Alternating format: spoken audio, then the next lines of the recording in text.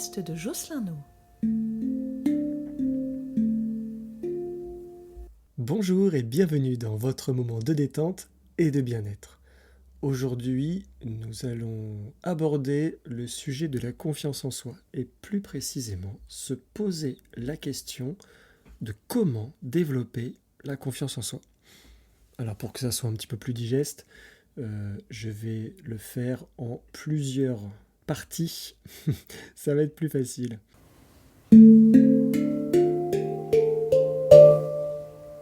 Alors pour débuter, il est important de comprendre que confiance en soi égale connaissance de soi.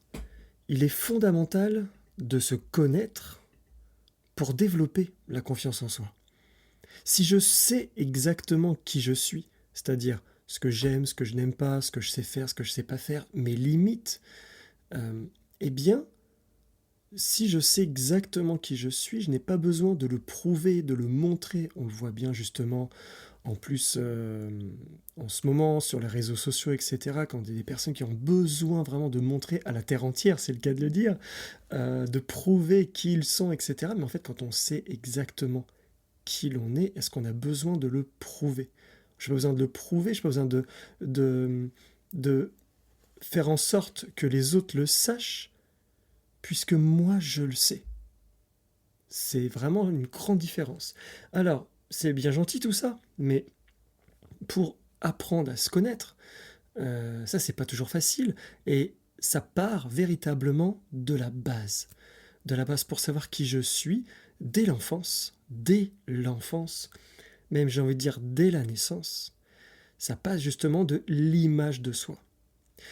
Et lorsque l'on naît, on n'est pas en capacité de connaître notre image véritablement. Ou alors justement, si je vais apprendre, je vais découvrir mon image, mais aux yeux des autres, aux yeux des personnes qui m'entourent, aux yeux des personnes qui m'aident à me développer. Voyez ça comme une nourriture véritablement, c'est-à-dire que dès l'enfance, je ne choisis pas ma nourriture. Ce sont les personnes qui m'élèvent, qui me nourrissent. Et là, je n'ai pas le choix de cette nourriture. Ça peut être une nourriture extrêmement saine, variée, diversifiée, adaptée à mon âge, ou alors quelque chose d'extrêmement pas du tout sain.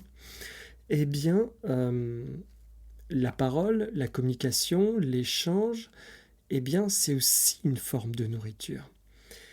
Et ça, c'est fondamental. Ça veut dire que au cours de mon enfance, jusqu'à ce que je puisse apporter le nom, d'ailleurs, jusqu'à ce que non, ça, je ne veux pas de cette nourriture-là. Je ne sais pas peut-être pourquoi, mais en tout cas, là, je n'en veux pas. Eh bien, jusqu'à ce moment-là, je subis véritablement. Et je n'ai pas le contrôle justement de ce que l'on dit de moi, de ce que l'on pense de moi, du regard que l'on a sur moi. D'ailleurs, c'est intéressant ce fameux nom, on en parlera peut-être plus tard dans d'autres podcasts. Mais voilà, ce fameux nom justement, lorsque je commence à dire non, c'est intéressant de voir le retour des personnes qui m'éduquent ou qui m'élèvent. Ça peut être parents, ça peut être même la famille, ça peut être les professeurs, les personnes autour. Face à ce non, est-ce que le non est écouté ou est-ce qu'il est dans le déni? Est-ce qu'il est refusé? Est-ce qu'il est rejeté? Donc voilà, c'est toujours intéressant de voir aussi voilà, les retours qu'il y a de ce non. Donc, l'image de soi, c'est véritablement la façon dont je me perçois, la façon dont je me vois. Et en plus de ça, je suis intimement persuadé que ce que je ressens est réel, juste, et aussi la somme de mes actions passées. Mais encore une fois, je le répète, au début vraiment de ma vie, je n'ai pas le contrôle sur ça. Et on appelle ça justement le miroir relationnel. En fait, elle vient de l'interaction entre l'adulte et moi. Et ça, c'est un vrai miroir relationnel. Ça veut dire que, évidemment, en tant que bébé, j'ai faim, je pleure, je crie, j'ai mes émotions, je les libère direct. Et suivant les réactions des parents, suivant leur fatigue, encore une fois, l'idée c'est pas de mettre à mal la parentalité.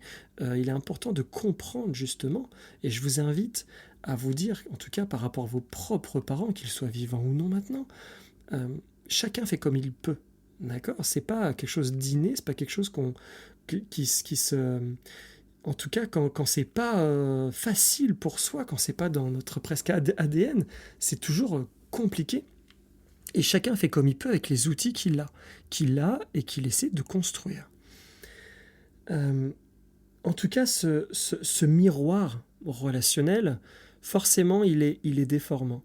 Ça veut dire que, suivant mes actions, eh bien, il y a des réactions de l'adulte. Et suivant sa façon d'être, eh bien, le bébé, il comprend, il ressent très rapidement. Toutes les études le montrent.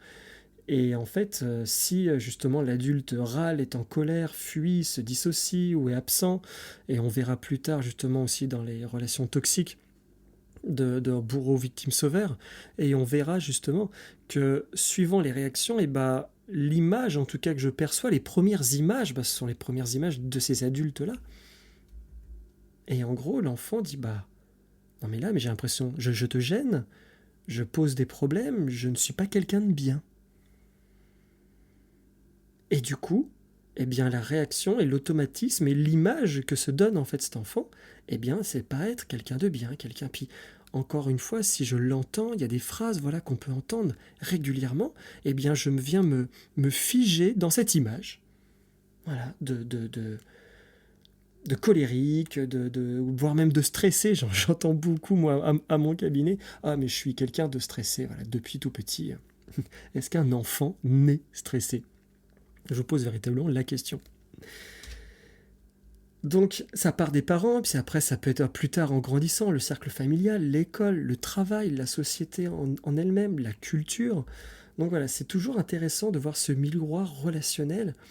Ben voilà, si dans les yeux de l'adulte référent ou les adultes référents, voilà, il y a une bienveillance dans le regard, la position, les paroles, et bien forcément le retour de l'enfant sera plus dans la bienveillance. Alors que justement, si on est dans le jugement, la comparaison, le fait de rabaisser, eh bien je vais m'identifier à cette image-là que je reçois, que j'entends. Mais ça peut aller vraiment très très loin. En fait, je me définis comme ce que l'on a montré de moi, véritablement. Ce sont des projections qui me donnent une identité. Ce sont les projections des autres qui me donnent une identité. Vous me voyez déjà venir, même moi j'entends à mon cabinet beaucoup d'adultes, justement, pour qui l'image ou ce que pensent les autres, ce que pense la société est extrêmement importante. Ça part vraiment de l'enfance, où véritablement l'adulte a donné une importance, voire même la réalité vient de l'autre. Et moi, ce que je pense, on s'en fiche. Eh bien ça a vraiment des vrais traumatismes quand on est adulte. Évidemment, ça se travaille, et évidemment, la preuve, et voilà, ce podcast est là aussi pour le faire comprendre. Donc voilà, c'est une identité, en tout cas, si j'ai pas cette réflexion-là, c'est une identité que je peux garder toute ma vie. Il y a énormément aussi d'histoires, de vie incroyables, où des personnes qui se sentent, qui pensent être vraiment quelqu'un d'agressif, et des personnes justement qui ont des problématiques avec la justice, et pour différentes raisons, s'ils arrivent à faire un travail sur eux, à avoir un accompagnement positif de personnes extérieures, et qui arrivent véritablement à s'apaiser, euh, il y a un certain pourcentage justement de personnes qui disent non mais attends, mais là attends, en fait ils sont tellement dans l'identité d'une personne agressive, violente, que dès qu'ils sont dans une attitude plus de bienveillance, ça les stresse véritablement. Ils sortent de leur zone de confort, c'est particulier à dire, mais c'est vraiment le cas. Ils sortent de leur zone de confort et ça devient vraiment angoissant, stressant, et naturellement se réoriente vers une voie justement d'action, d'agression,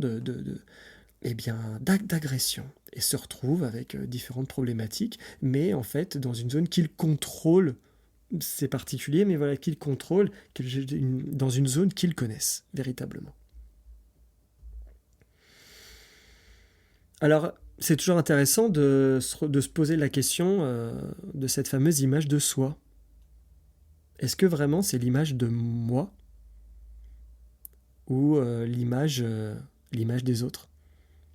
Est-ce que ce que je pense de moi, est-ce que c'est ma vraie pensée? Ou pas la pensée des autres, des phrases que j'ai pu entendre?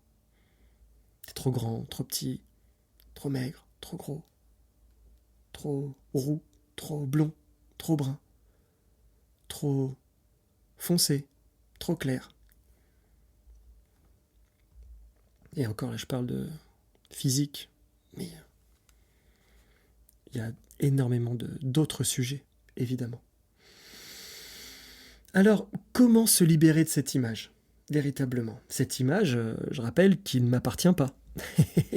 Donc, comment se libérer de cette image pour connaître véritablement sa vraie identité, sa vraie image. Donc, il est important de se libérer de ces accords que j'ai validés dans le passé. Et oui, il y a des accords que j'ai validés. Mais parce que je n'avais pas les outils, en fait, pour dire non, encore une fois. Et ça a tellement été martelé que c'était naturel, que je pensais que c'était vrai. La réalité des autres, je pensais que c'était la même que la mienne. Donc, la phrase qui dit qui ne dit mot consent, et bien là, on est un petit peu dedans, on est complètement dedans même. De ne pas exprimer comme quoi je ne suis pas d'accord, eh bien, c'est accepter et c'est valider en fait. Ce fameux silence. On en reparlera de ce fameux silence qui peut faire beaucoup de mal. Donc, comment se libérer de ces accords que j'avais validés dans le passé, mais maintenant, je ne suis plus d'accord. Donc ces accords qui ne m'appartiennent pas. Et qui dit accord dit le livre principal qui parle d'accords. Vous me voyez peut-être venir, c'est le livre de Don Miguel Ruiz qui parle des 4 accords Toltec. J'irai pas là dans le détail, mais en tout cas d'où vient ce livre, de quoi ça parle, enfin en tout cas de qu'est-ce que les Toltecs, la symbolique, etc. D'où ça vient. Le but c'est de synthétiser. Déjà ce podcast est assez long comme ça. Mais en tout cas, Don Miguel Ruiz parle de 4 accords extrêmement sains. C'est plutôt même des propositions. Vous allez voir qu'ils sont extrêmement générales et chacun peut s'identifier dans sa vie personnelle. C'est ultra puissant. Moi, c'est le genre de bouquin, ça coûte à peu près 10 euros. Il est assez petit, il est assez fin, il fait quelques dizaines de pages, il fait moins de 100 pages. C'est le genre de bouquin, moi, que je vous invite à lire tous les ans ou tous les 2 ans. Et à chaque fois, on a une lecture différente. Moi, ça fait une 10-15 ans que je l'ai. À chaque fois, j'ai une lecture différente. Et il y a des phrases, je fais waouh, oh, trop bien. Ah, je comprends. Alors que cette phrase, je l'ai lue de nombreuses fois avant. Mais elle n'avait pas eu d'impact parce que j'étais pas prêt à la lire, cette phrase. Il y a plein de bouquins comme ça que je trouve ultra passionnants. Donc, dans le premier accord, c'est que votre parole soit impeccable. Alors la parole, ma parole à moi et celle d'autrui, véritablement. Ça dit qu'en fait que chaque parole a un pouvoir créateur ou destructeur. Vous me voyez venir, voilà, quand on était petit, la fameuse parole, ah non mais t'es trop grand, t'es trop gros, ah mais ta sœur, elle est plus intelligente, elle y arrive mieux, ou, enfin, vous voyez ce que je veux dire, c'est ces paroles qui ont des impacts ultra puissants. Ou t'es méchant, ou voilà. Donc, c'est un pouvoir un peu comme une épée, voilà, qui vient être planté dans le dos ou en plein cœur. Mais à côté de ça, justement, cette parole peut être totalement créatrice. Ces paroles bienveillantes, positives, valorisantes. Donc ça, c'est des paroles qu'on peut recevoir, mais aussi des paroles que l'on peut se dire. Encore une fois, c'est à tout le monde.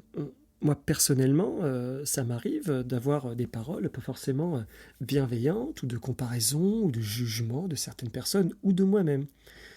C'est intéressant aussi, des fois, je me rends compte au bout de quelques jours, je me dis, ah, putain, bah, dans ma tête, voilà, soit je m'énerve un peu plus facilement, ou je m'agace, ou je pense à j'ai des pensées un petit peu plus, enfin moins agréables, ou voir le côté vide au lieu de voir le côté plein. Vous voyez?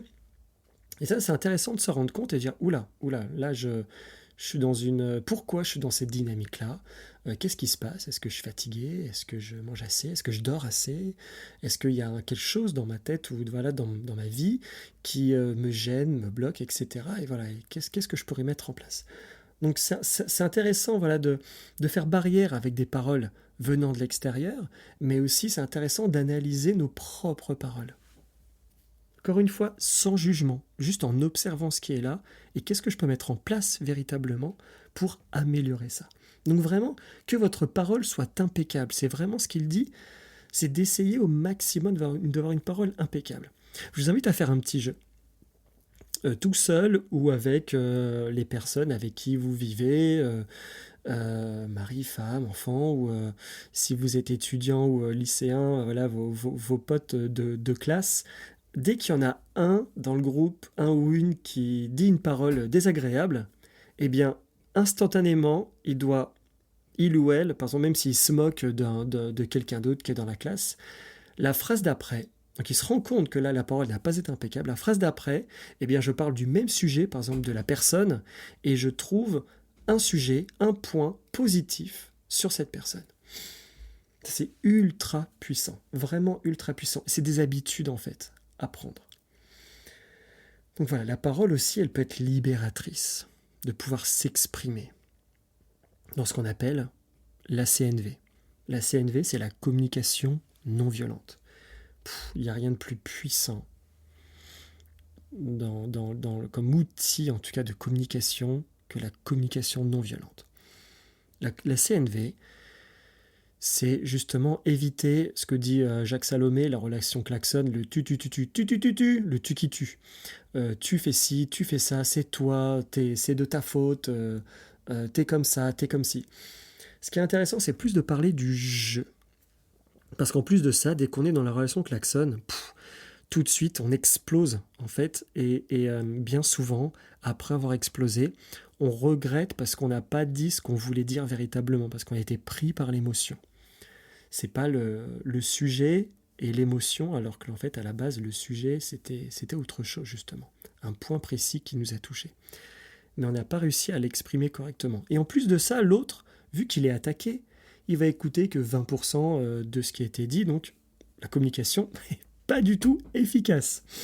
Donc, là, ce que je vous invite, ce qui est proposé en tout cas dans cette CNV, c'est de communiquer en fait en 4 étapes. Vous allez voir, après, ça peut être juste les 2 premières. Déjà, les 2 premières sont ultra puissantes, et si on peut après faire la 3e et 4e. La première, ce qu'on appelle l'observation, c'est véritablement exprimer à la personne ce que j'observe. Exprimer, dire à la personne ce que moi je vois, ce qui s'est passé, en fait, ma propre réalité. Ça peut paraître... et pas dire la réalité, mais dire ma réalité. Un exemple tout bête. Là, vous êtes dans un parc, il y a des extraterrestres qui débarquent. Allez, il y a une centaine de personnes qui seraient susceptibles de les voir. Je peux vous garantir que si on prend chaque personne les uns après les autres et qui viennent exprimer ce qu'ils ont vu, il y en a qui vont dire qu'ils étaient grands, d'autres petits, d'autres qu'ils avaient l'air agressifs, alors que d'autres allaient dire qu'ils avaient l'air totalement gentils, accueillants. Donc, qui a raison, véritablement? qui a raison. Et on le voit bien dans différents débats pour un même événement culturel, sportif, politique ou autre, euh, et avec maintenant les réseaux à notre époque, il y a presque autant d'avis différents véritablement. Donc, ce qui est important, c'est d'exprimer sa réalité. Ça donne l'occasion à l'autre aussi de dire sa réalité.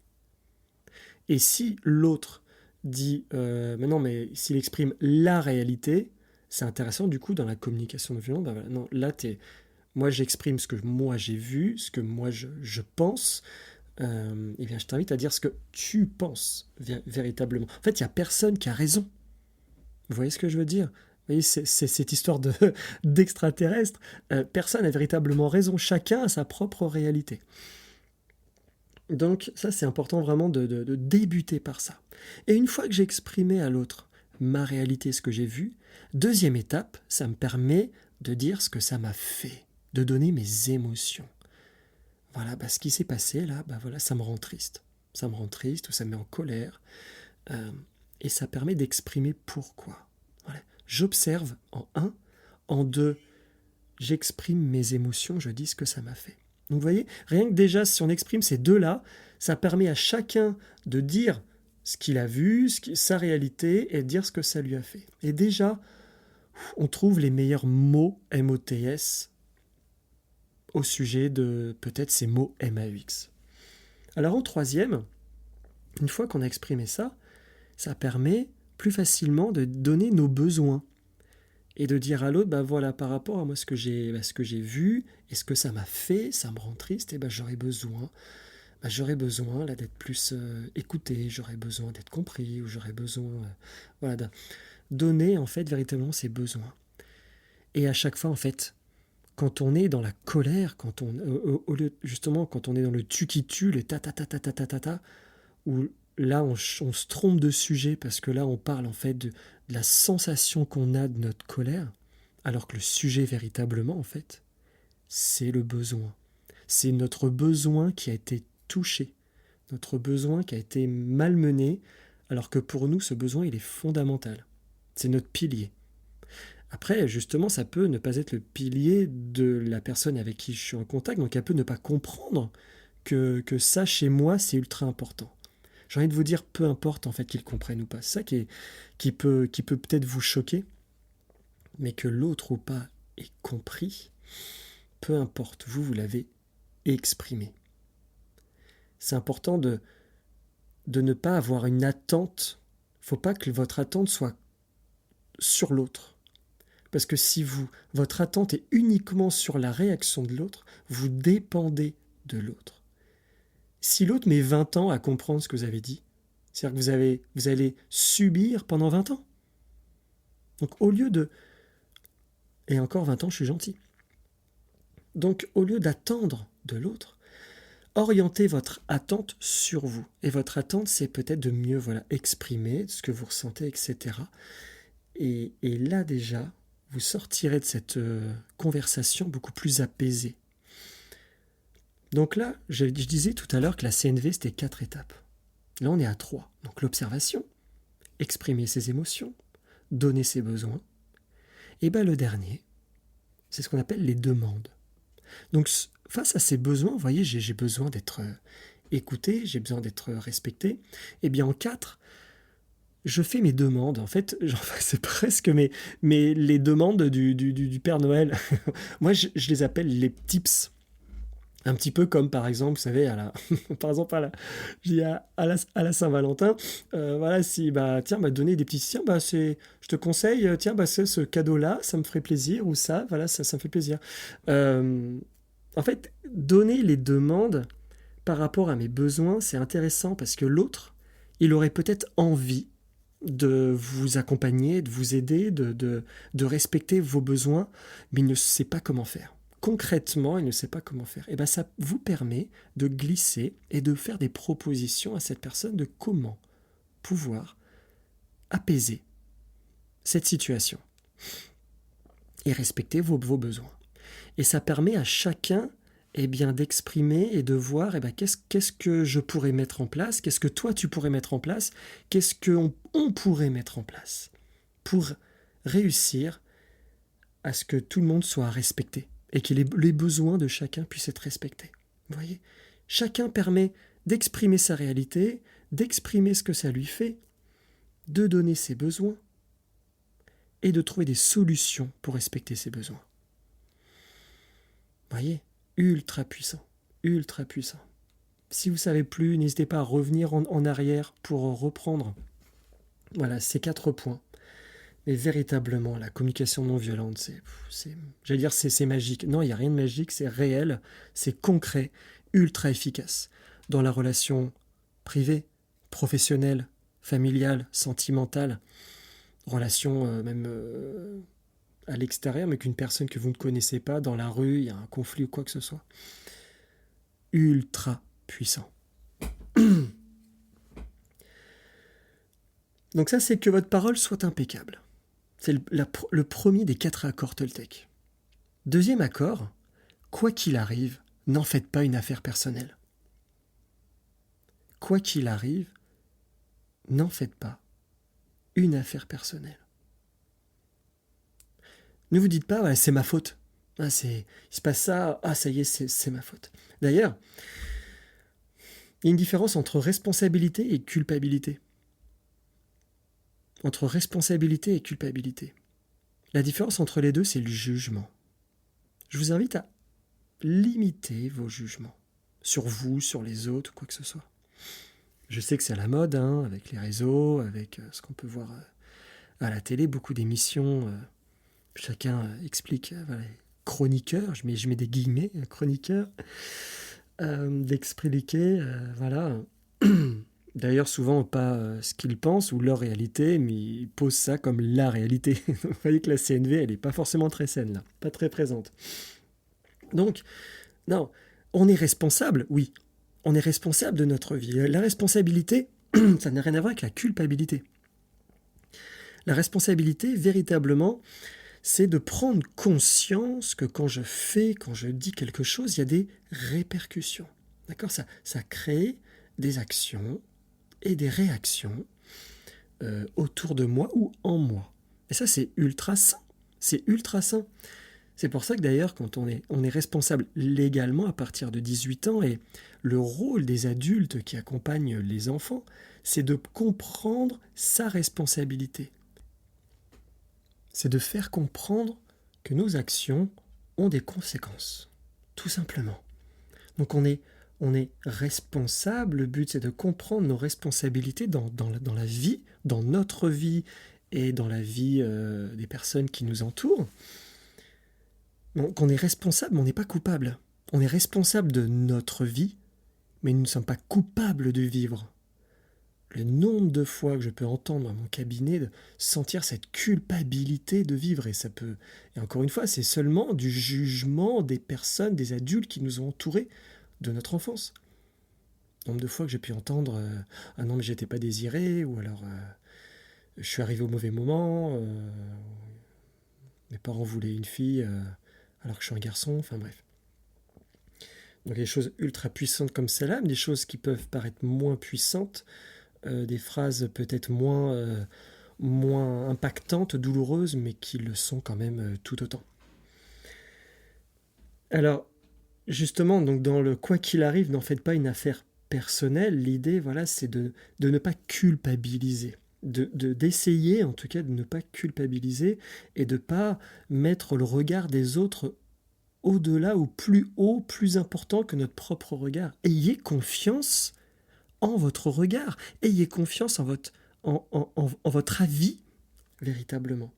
Et en tout cas, ne mettez pas l'avis des autres au-dessus du vôtre. Rappelez-vous, chacun a sa propre réalité. D'accord ? C'est important d'en prendre conscience. Surtout que quand les autres donnent leur avis, souvent, en fait, ils ne vous disent pas ce que vous devez faire. Enfin, ils disent, enfin si, ils sont en train de vous dire voilà ce qu'il faut faire, mais en fait, ils sont en train de dire ce qu'il faut traduire, c'est voilà ce que moi je ferai avec mes peurs, avec mes angoisses, avec mes doutes, avec mon éducation, avec ma culture, avec enfin, tout ça, avec ce que je suis, ce que je pense être, et avec mes bugs, eh bien voilà ce que moi je ferais. Mais surtout, là, ce que tu es en train de faire, là, oh là là, là, non, non, ne le fais pas. Et bien cette phrase-là serait, et entendez plus, ben moi je ne pourrais pas le faire. D'accord. Et c'est important de réussir à capter ça, véritablement. Parce qu'en fait, quand une personne vous dit quoi faire, quand une personne s'exprime justement à votre sujet, rappelez-vous que le sujet, ça reste vous. Sauf que en fait, la personne, elle est en train de parler d'elle, en fait.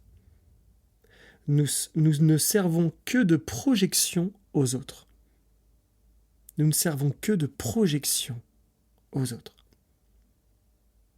En fait, ce qu'ils nous disent, les gens, nous apprennent davantage sur eux que sur nous.